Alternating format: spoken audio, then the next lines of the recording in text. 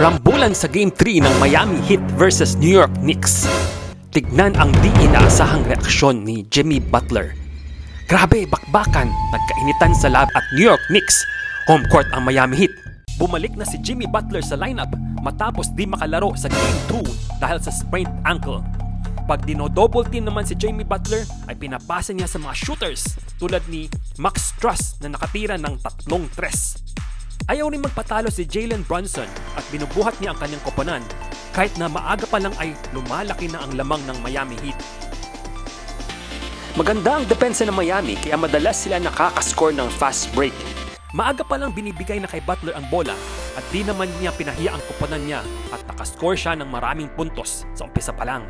Kundi naman ay pinapasa niya bola para makadagdag sa kanyang assists. Ayaw naman magpatalo ni Brunson kaya nag-drive siya sa loob pag masyado siyang dinidikitan ng kalaban sa labas. Ginagamit din ng Miami Heat ang pick and roll, si Kyle Lowry at si Cody Zeller. Si Lowry ay naging champion dati sa Toronto Raptors kaya eksperyensyado siya sa mga ganyang playoff games. Panay 3 points ng Knicks para lumuwag ang depensa ng Miami. Ngunit mababa ang kanilang 3-point percentage sa game na ito.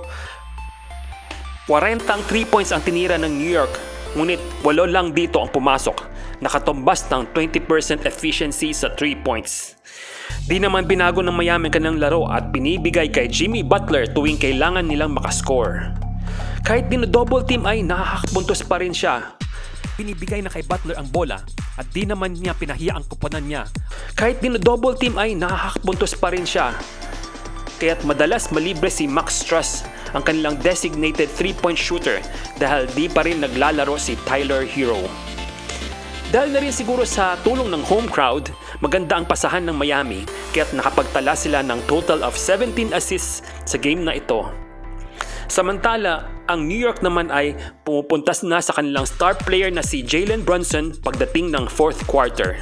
Very efficient si Kyle Lowry at nakapuntos ng 14 points sa loob lamang ng 24 minutes ng paglalaro. Nakatulong ang kanyang hot shooting at 50% ang kanyang 3-point percentage sa laro na ito. At kahit na malaki ang lamang ng Miami, ay di naman basta sumuko ang New York.